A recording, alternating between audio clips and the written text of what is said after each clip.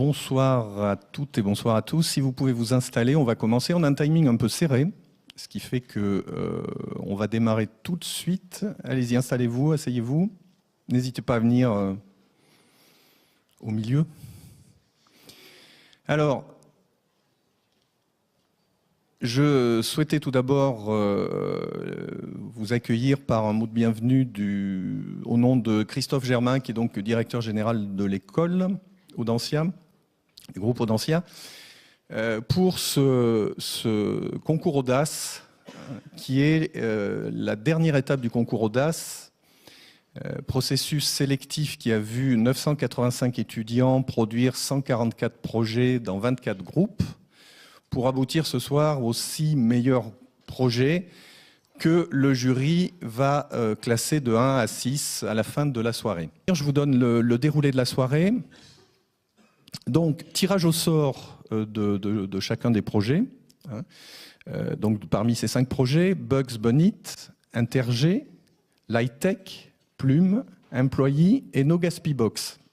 Donc, tirage au sort, chaque projet découvrira au moment du tirage au sort l'ordre de passage.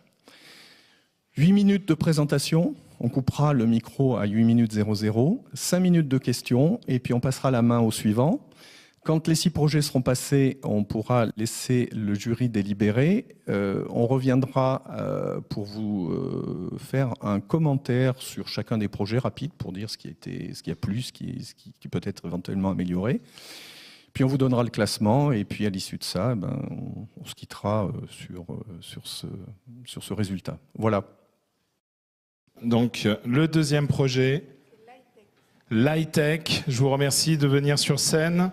Le temps qu'on procède à l'installation de votre support, que je retire celui-ci.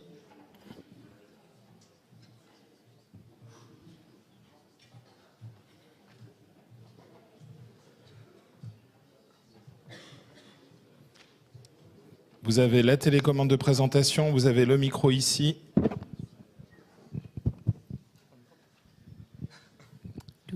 À vous de jouer.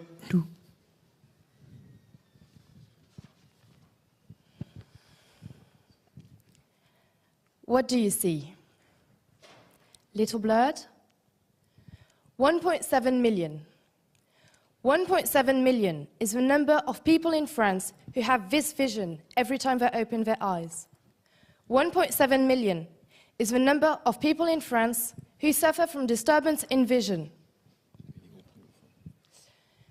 According to the Lancet Global Health, this number would triple by 2050. Now, let me be more precise. People who suffer from disturbance in vision have, in long-distance vision, difficulties to distinguish a face at 4 meters. In near vision, reading is impossible. 1.7 million.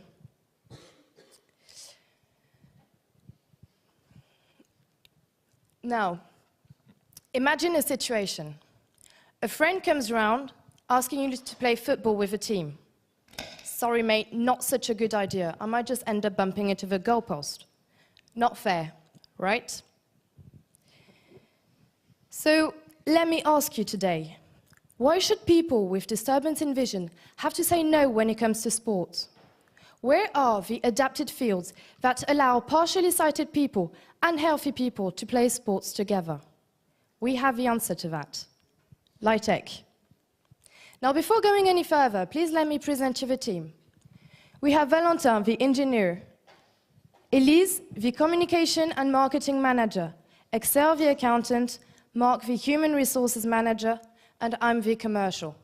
Thanks to complementary profiles with different backgrounds and experiences, we have a large and broad vision of all the risks that comes with our project, but also all the opportunities. One of these opportunities is actually set by the UN. The UN set 17 goals that should be achieved by 2030, including the aim to reduce inequalities. That is precisely our mission. Let me explain. We build floors for indoor fields, taking into account that all men and women should be able to do sports together. The concept is simple. Use lead instead of paint. So, what few people know actually is that people with disturbance in vision have a strong sensitivity to light. So when painted lines appear blurred, lead lines appear very clearly to them. And paint is a mess. I mean, I bet you all got lost at least once with all those painted lines. According to the equipment and the configuration of a sports ground, different sports can be practiced. Handball, volleyball, basketball, football, tennis, badminton. So you end up having a whole bunch of different lines with different colors. It's so confusing for the player. Our lead lines are adaptable. That means that it's aesthetic, but also much more comfortable for the players. In terms of game creation, our lead lines are inclusive for disabled people, but they are also practical and comfortable and aesthetic for healthy people. But let's talk concrete. Valentin will present you how we intend to implement our solution. Hello, everybody. The first thing you have to know is that the multi-sport fields are composed by several different layers. Here it's a scheme of a field without the last layer. Our solution is to put LED strip on this with the shape of actual multi-sport fields. Then we cover it with an epoxy resin, which is actually the last layer of the field. The resin protects the LED of the shocks, and the LED have a duration of at least 15 years if they stay lighted 24 hours a day, which clearly never happens. The other advantage of the LED is that they are low consumption material. Now, let's imagine that we have two fields off, like here, one of tennis and the other of volleyball. Our solution is to plug this field to a microcontroller equipped with a Bluetooth key. A microcontroller acts like an interrupter. Then, with the application Lightech, you connect on your phone, you connect via Bluetooth to the device. After that, among the listed fields that are available, you choose which one you want to light up. Here it's either tennis, either volleyball. But you can add as many fields as you want to practice. All of this is really simple, but we know we can protect it with a patent. And what about the market? Obviously, paint is our indirect competition. But what about our direct competitor? We have only one competitor on the market, ASB Glassfloor in Germany. But their prices are 4 times ours. It's a luxury range. We want to be accessible. Plus, one of our assets is that we have a backup of the government. See, the French government is concerned about making sports accessible to disabled people. In fact, since the law of 11 February 2005, they provide funds for collectivities and associations, taking into account that they should invest in dedicated equipment. We intend to sell our project to both private and public companies directly, but also indirectly by subcontracting to building companies such as Vinci or Bouygues. Financially speaking, we have 3 revenue streams. The first one, of course, is the sales of a firm. It costs us 49,000 euros to build a field, and we sell one at 100,000 euros. You might be surprised, but it's actually exactly the same price to build a painted field. Our second revenue streams come from a license. For 1,000 euros per year, the customer has access to assistance, maintenance, but also the application that Valentin presented. Our third revenue stream comes from the maintenance. We calculated that the first year we will sell 5 fields. This means 500,000 euros of turnover and 385,000 euros of charges. In the end, the result the first year will be positive. And in 5 years' time, we will represent 1% of the market. This will only go increasingly. So, in the end, the customer has 2 choices, 1 decision. Either you can have messy painted lines. Either you can have innovative lead lines. What would you choose? Today, we give you inclusivity, aestheticism, and adaptability. We want our project to go viral starting in France. So, open your eyes, don't be blind, choose Lytec. Thank you.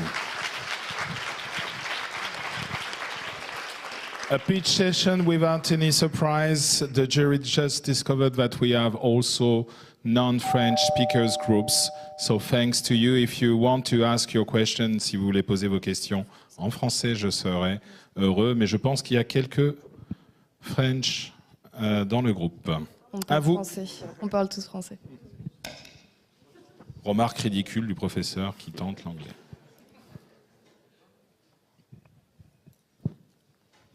Allez-y, vous battez pas. Est-ce que vos concurrents ont le même produit, un produit relativement identique ou pas du tout?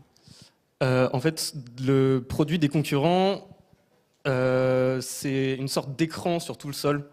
Et nous, on choisit de faire juste des lignes, alors qu'eux peuvent allumer à peu près tout ce qu'ils veulent sur le sol. Et c'est la raison pour laquelle leur produit est 4 fois plus cher que le nôtre. Voilà. Mais c'est sur tout le sol que c'est amovible. Avez-vous estimé le coût de la maintenance pour un terrain moyen? 49 000, c'est le coût que ça vous coûte pour implanter votre système sur un terrain, mais la maintenance? Oui, tout à fait. 49 000 euros, c'est pour installer le terrain. C'est le coût de tous les matériaux, de la main-d'œuvre surtout. Et pour la maintenance, donc ce qui est fourni avec la licence pour les terrains, on n'a pas pris en compte un montant énorme puisque les LED sont supposés avoir une durée de vie de 50 ans. Donc le coût de la maintenance serait vraiment minime pour nous. Vous allez essentiellement travailler avec des marchés publics et vous estimez votre premier client à partir de quelle date? Alors, pour notre premier client, on a un plan d'action assez spécial. On aimerait commencer par proposer à une des collectivités de notre choix de prendre un projet test, en fait. Et donc, le projet se mettra en place aussi vite que la collectivité le voudra. Et elle nous servira d'exemple voilà, pour les autres collectivités et pour les prochains projets. Ah oui, et ce serait gratuit pour cette collectivité, donc ce serait aussi un énorme coup de pouce marketing sur ce plan-là. Est-ce que dans la mise en forme du produit, il y a quelque chose qui peut être brevetable d'une manière ou d'une autre ou pas du tout? Ouais, alors on sait que c'est pas nous qui produisons ni les LED ni la résine, mais en fait ce qui est brevetable c'est l'assemblage des différents composants entre eux, avec les microcontrôleurs, etc. Et l'ensemble est brevetable, et voilà du coup. L'association en fait. Le marché qui vous intéresse, c'est la création des sporting fields qui sont ex nihilo, c'est-à-dire le créer à partir de rien, ou est-ce que c'est le retrofit des sporting installations qui existent déjà? Alors en fait, les terrains multisports, sur n'importe lequel, il faut que la dernière couche, comme j'ai expliqué, soit remplacée, et c'est tous les 20 ans qu'on doit remplacer cette couche environ pour les terrains assez bien utilisés. Et nous, du coup, on vient seulement remplacer cette dernière couche pour les rénovations. Après, comme on expliquait, on voulait des accords avec Bouygues et Vinci, qui d'ailleurs, qui viennent chercher beaucoup d'innovations de ce type. Et dans ce cas-là, on produirait uniquement la dernière couche une fois que les premières couches seraient posées. Et du coup, on est sur les deux marchés, mais pour deux types différents de contrats. Et pourquoi Bouygues et Vinci ne le fait pas sans vous? Parce qu'on a un brevet.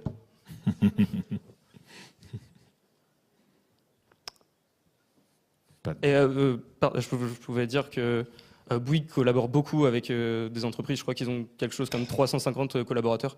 Et ils ne font pas tout eux-mêmes. Voilà. Vous allez rajouter de l'intelligence dans ces bandes de sensibilité d'un ballon qui tombe dessus ou pas? C'est une question qui peut se poser. Après, nous, ce qu'on veut, c'est maintenir un prix qui est exactement le même que les terrains multisports classiques, en fait. Donc, si on commence à rajouter des capteurs et tout, ça commence à augmenter les prix. Et du coup, ça peut être envisageable de faire plusieurs gammes de produits. Pour l'instant, on a notre gamme qui est bien ciblée et qui est celle qu'on a proposée juste ici. Est-ce que vous avez pensé à travailler avec les organisations qui sont sociales, qui reçoivent le financement type sport dans la ville, qui existent, qui construit, qui travaille sur les terrains dans une logique sociale? Bien sûr, on a d'ailleurs prévu dans notre plan d'action de communiquer pour éduquer les gens, pour qu'ils se rendent compte qu'il y a une vraie nécessité. Et donc ça passe par ce type d'association et donc par ce biais de communication et d'acteurs. Merci. Merci à l'high-tech. Je vous récupère et micro et télécommande. And the winner is? And the winner is l'high-tech.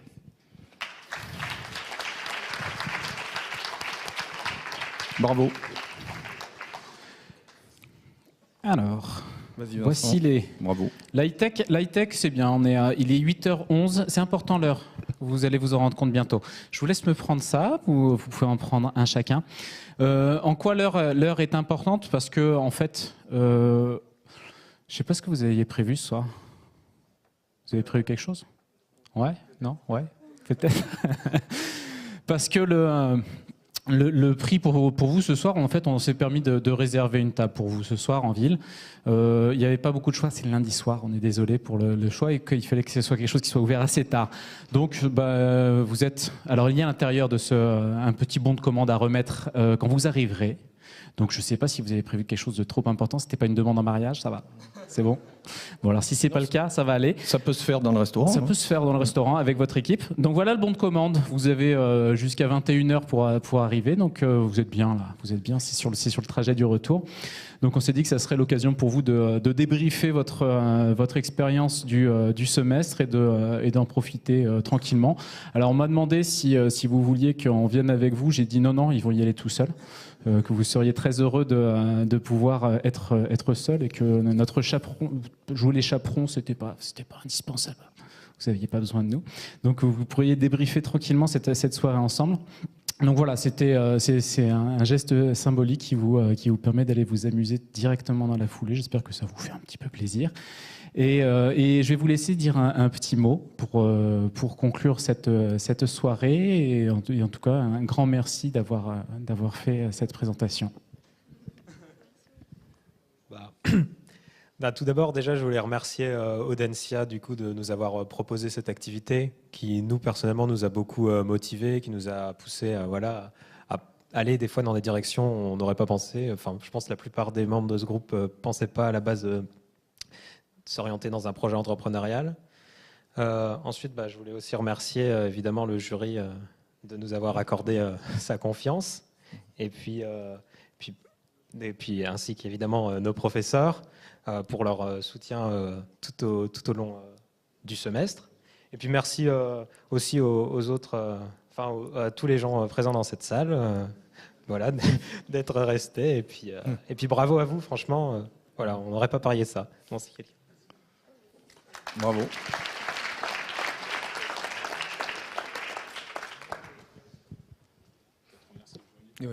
Donc, moi, je tiens à remercier personnellement le jury que j'ai eu l'occasion de constituer. C'était d'une rapidité incroyable. Je suis allé au Salon des entrepreneurs, j'ai vu plusieurs acteurs. On s'est vu avec... On s'est vu juste avant avec certains d'entre eux, et puis merci également au réseau Entreprendre qui s'est mobilisé ses partenaires. Dan qui a accepté aussi de venir participer ce soir avec nous. Un grand merci à chacun de vous d'avoir répondu aussi rapidement.